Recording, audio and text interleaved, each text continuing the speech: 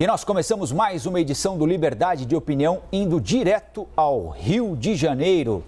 Sidney Rezende, tudo bem, Sidney? Boa sexta-feira, hein? Muito obrigado, senhoras e senhores, bom dia. Colombo também, à sua disposição. Vamos em frente então, Sidney, com os principais assuntos desta sexta-feira. Hoje é dia 5 de março, momento extremamente delicado para o Brasil durante a pandemia. Nós temos relatado aqui praticamente todos os dias, não é, Sidney? Recorde no número de infectados, recorde no número de ocupação de leitos de UTI, estados que já não conseguem mais dar conta dos seus doentes, recorde no número de mortos. Na média móvel, nós ultrapassamos os Estados Unidos, média móvel de morte dos últimos dias. E ontem, o presidente Jair Bolsonaro, a autoridade máxima do país, minimizou a importância das aglomerações, mais do que isso, criticou o fechamento do comércio, medida adotada por vários estados que ou estão em colapso ou estão em vias de chegar lá. Para o presidente, todos os serviços que servem para um trabalhador levar pão para casa são essenciais. Vocês não ficaram em casa, não se acovardaram. Nós temos que enfrentar os nossos problemas. Chega de frescura e de mimimi. Vão ficar chorando até quando? A grande maioria tem que trabalhar. Quando se fala em essa atividade é essencial, aquela não. A atividade essencial é toda aquela necessária para o chefe de família levar o pão para dentro de casa. Porra! Sidney, queria que você falasse um pouquinho sobre a declaração do presidente Bolsonaro. Senhoras e senhores, nós ultrapassamos todos os limites de acharmos quem é que tem razão, quem está certo, quem está errado. É como se nós todos estivéssemos dentro de um local fechado e que tivéssemos uma porta muito pequena e não dá para todos passarem ao mesmo tempo. Se a gente não tiver um mínimo de consciência, um mínimo de tranquilidade, se a gente não utilizar mais a razão do que a emoção, se a gente não entrar em pânico, a gente consegue minimamente, com alguma ordem, passar por essa porta e achar até outras também para o momento seguinte. Por que eu digo isso? Primeiro, é óbvio que quem necessita trabalhar, se não o fizer, não leva sustento para casa. Quem em sã consciência haverá dizer, fique em casa, nós estamos pouco ligando para o seu negócio, para o seu futuro, para o seu trabalho. É um momento de muita dor, de muita dificuldade, e essa é uma hora que a gente tem que tomar aquela decisão que eu comentava, racional. O que nós estamos hoje enfrentando? O Brasil é o segundo país com o maior número de casos do mundo. O primeiro é os Estados Unidos. Com um detalhe, nos Estados Unidos, devido à vacinação, eles estão diminuindo o número de mortes, estão diminuindo o número de casos e eles estão conseguindo gradativamente debelar o problema e vai melhorar um pouquinho também gradativamente nos próximos meses. No nosso caso é o oposto. Nós estamos com uma incidência de casos e mortes muito acima do que nós estamos em relação ao mundo em qualquer comparação sendo mostrados. Então nós estamos piorando enquanto o mundo está melhorando. Este é o fato. Tem N explicações para isso, inclusive não temos vacina o suficiente para imunizar a população. Repare sobre qualquer instância, sobre qualquer indicador oficial racional, que nós estamos num momento delicadíssimo. Porque o número de pessoas que morrem, e aí vamos fazer uma proporção de mortes por 1 milhão de habitantes, nos Estados Unidos 1.558, no Brasil 1.220, em termos proporcionais, só para a gente ver que nós continuamos nessa segunda triste posição. Então, nesta hora, o que está se evitando é, na semana seguinte, termos um quadro pior do que temos hoje. Nós batemos todos os recordes essa semana. Se nós pegarmos aqui, de segunda-feira para cá, foi recorde na segunda de mortos, foi recorde na terça-feira, foi recorde na quarta-feira, foi recorde na quinta-feira. Um recorde que eu digo é um dia pior do que o outro. Não sabemos se o dia de hoje, sexta-feira, que está só começando, ele mostrará um indicador pior do que o de ontem. Então, medidas precisam ser feitas. Quando você diz assim, mas estão errados os caminhoneiros em fazer seu protesto, ora, vivemos um regime democrático, eles podem protestar, mas no momento que decidem fazer isso, tem aglomeração, paralisa a cidade, cria dificuldades para o governante que tem que parar as suas energias para tentar resolver. Quando você incentiva o oposto à tranquilidade, você não ajuda. Então vamos agora à fala do presidente. O presidente, quando ouviu os militares, nosso colega Caio Junqueira verificou isso, os militares pediram ele, não faça pronunciamento na TV, não crie atritos, mantenha calma. Ele não fez, Foi ótimo. E agora ele faz esse depoimento xingando, gritando, se posicionando um pouco como paladino do que todo mundo quer ouvir. Nem sempre a gente gosta de ouvir. Uma criança dizer, vai estudar, você não fez dever de casa. A criança não gosta de ser repreendida. Mas olhe para o futuro e veja já adulto, ele fala, poxa, se meu pai e minha mãe não me mandassem estudar, eu não seria nada na vida. Então meus pais estavam certos. Então eu digo o seguinte, gente, tranquilidade para a gente sair dessa. Sidney, a Procuradoria-Geral da República abriu uma apuração preliminar contra o ministro da Saúde, Eduardo Pazuello, sobre o primeiro plano de vacinação enviado ao Supremo. A investigação trata da presença de assinaturas de cientistas que não teriam referendado o documento. Esse pedido de apuração foi feito pela deputada federal Natália Bonavides, que é do PT do Rio Grande do Norte. A parlamentar diz que Pazuello deve ser investigado por falsidade ideológica e fraude processual por causa do episódio. Como é que você avalia essa nova investigação preliminar que corre contra o ministro da Saúde, Eduardo Pazuello? Isso, você falou muito bem. Essa nova porque tem aquela outra que ele não teria tomado as medidas em tempo necessário, já que ele havia tomado conhecimento da situação da falta de respiradores em Manaus. Esse sim é muito, muito, muito sério, pessoas morreram. Este outro foi uma questão de ordem ética, porque os cientistas se apressaram e disseram, nós não fomos ouvidos, nós não autorizamos o uso do nosso nome, nós não assinamos documento nenhum, e é isso que essa senhora está agora pedindo esclarecimentos.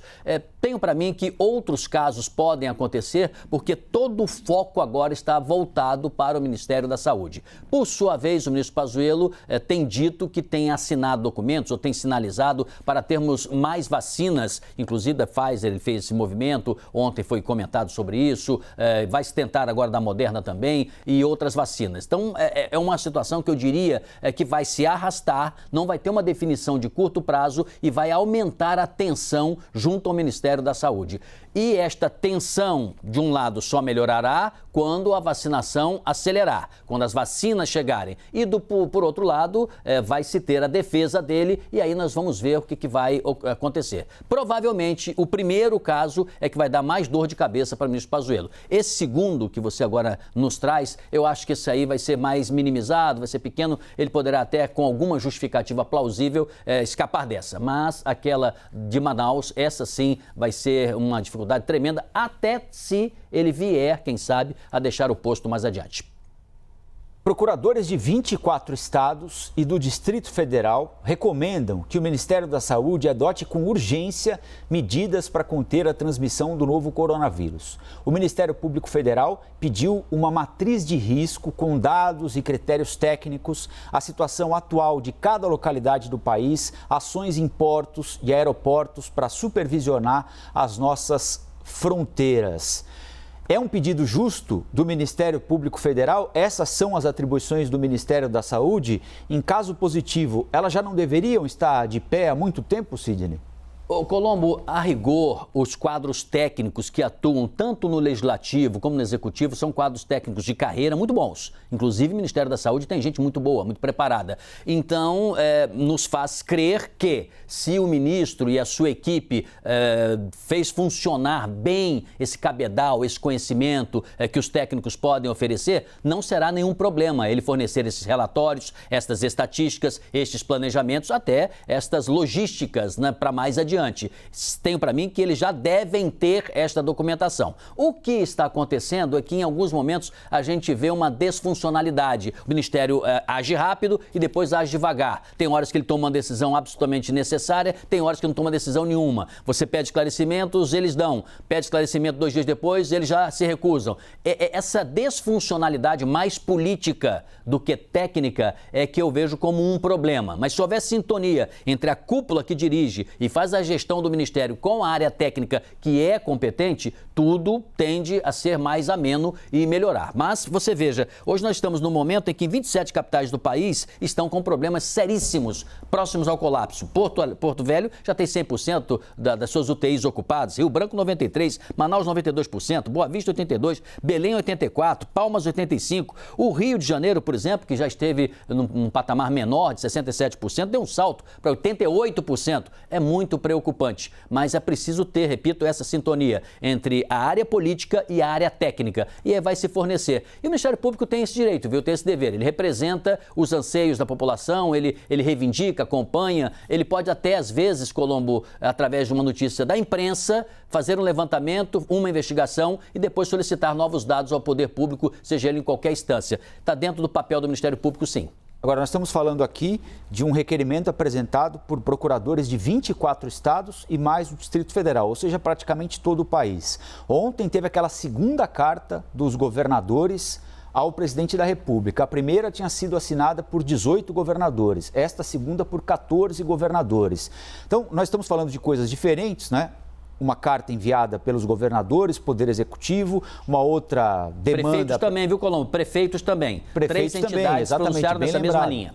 Nós estamos falando de uma demanda agora apresentada pelo Ministério Público, também praticamente de todo o país. São cobranças naturais ao Ministério da Saúde, num momento dramático como esse que nós estamos vivendo, ou essas cobranças acontecem porque há ou uma falha de comunicação entre as diferentes esferas de poder, ou está sendo identificada mesmo uma falha no trabalho do Ministério da Saúde durante a pandemia, Sidney? O que está acontecendo, Colombo, é que está com uma impressão generalizada que o Ministério perdeu o controle. Os números, os indicadores estão mostrando de crescimento, as vacinas não chegam a tempo, as negociações emperram aqui e ali em problemas diversos e os governadores, os prefeitos, os procuradores, até os integrantes do Supremo Tribunal Federal também não podem se silenciar. É uma questão de ter responsabilidade. Nós, inclusive, Colombo, no nosso dia a dia, senhor, a senhora, se nós vermos uma crueldade, uma violência, repare uma criança, por exemplo, que está sendo agredida no meio da rua. O nosso papel, nós não somos pais daquela criança,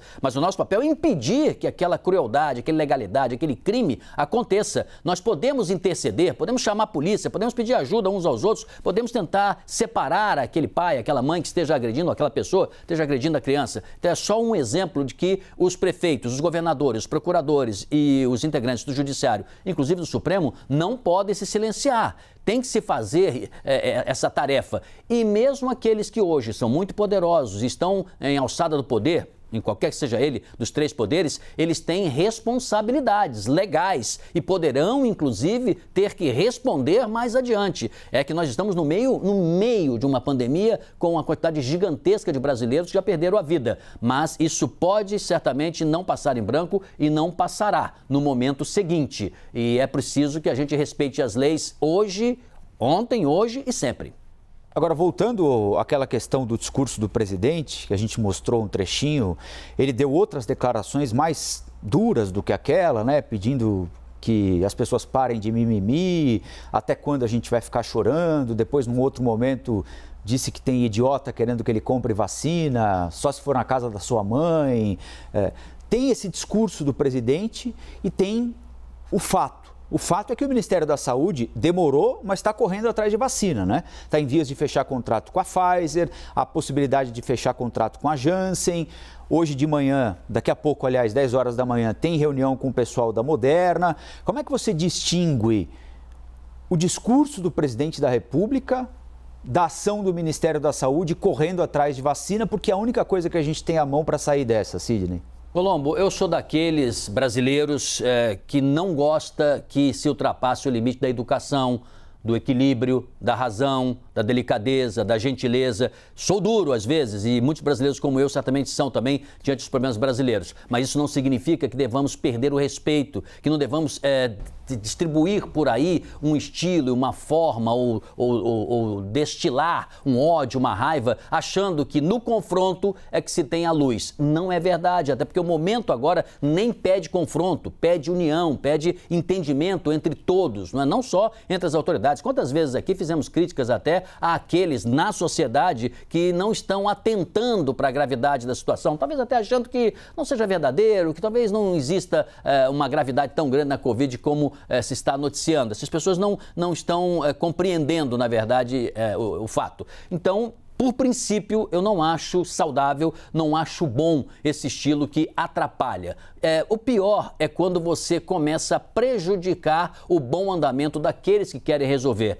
o melhor seria, de fato, serenidade. Volto ao que nós falamos aqui sobre os militares, né, que fizeram aquela orientação para o presidente de baixar um pouco o tom, baixar a fervura um pouquinho. Sem dúvida alguma, com um pouco mais de tranquilidade é melhor. Essa maneira do presidente utilizar palavrões, agredir os outros, xingar. Uma coisa é você dizer, vamos lá, vamos sofrer mais que já sofremos, vamos virar essa. Isso é uma coisa, é pegar da dor, né, e plantar uma rosa. A outra coisa é você fazer o oposto, né? Ter uma rosa, você pisar a rosa porque você acha que a dor é que vai solucionar. Eu tenho para mim que eu fico muito incomodado de fazer esse tipo de comentário porque eu sei quantas pessoas votaram no presidente, quantas nos acompanham, quantas às vezes me mandam mensagem, sabe, Colombo, dizendo assim, poxa, mas você não gosta do nosso presidente, está criticando o presidente.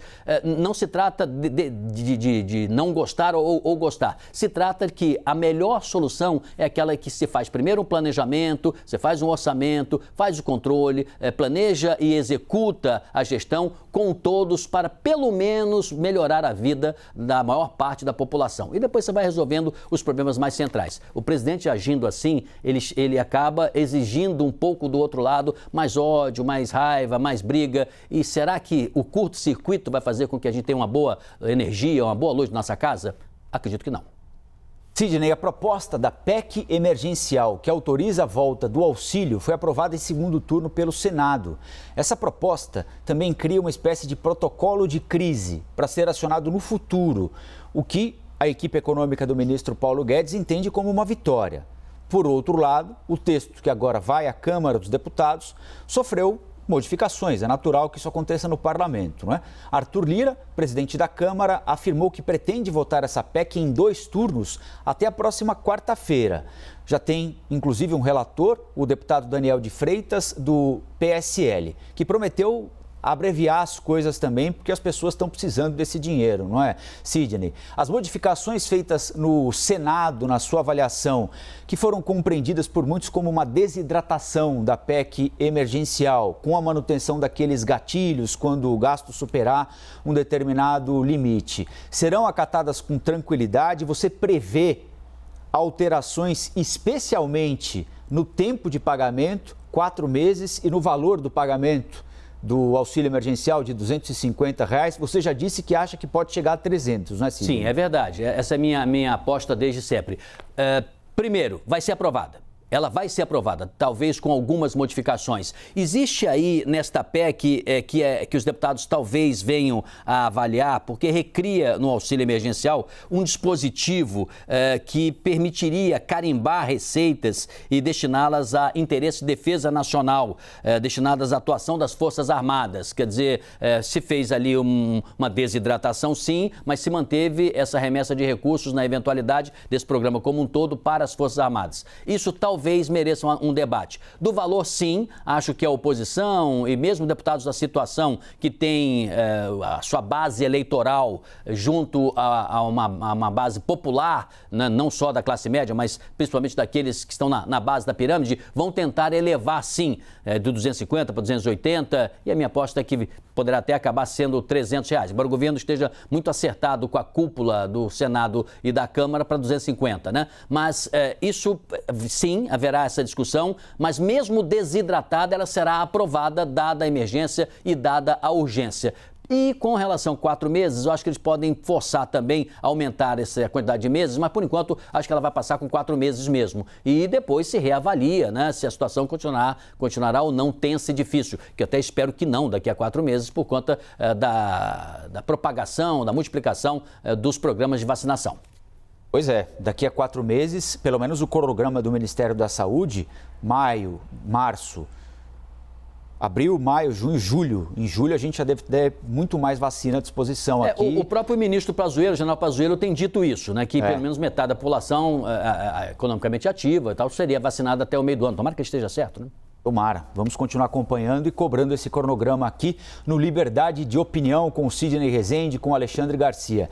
Sidney, muito obrigado mais uma vez. Bom programa na rádio agora e depois um ótimo final de semana, hein?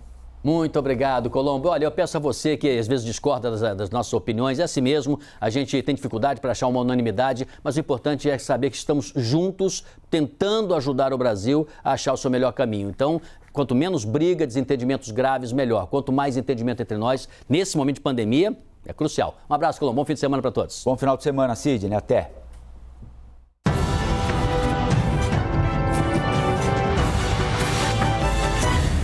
As opiniões emitidas pelos comentaristas do quadro não refletem necessariamente a posição da CNN.